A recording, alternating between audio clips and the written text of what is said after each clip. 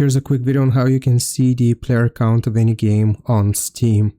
So if you want to do that, you will open up the browser here and you just want to search for Steam charts.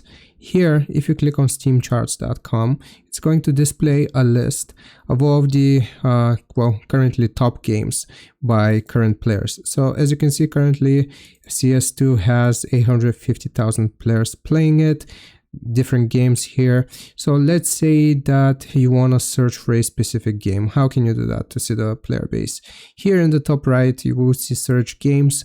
So if I was to search for a specific game, I'm gonna press enter here and it should find the game itself, which I'm searching for. And if I select it, then it's going to display the current amount of players for that specific game, and you can also see the history of the entire game. So ever since it was released, how many people have played it and how many people are currently playing it, and you can do that for every single game.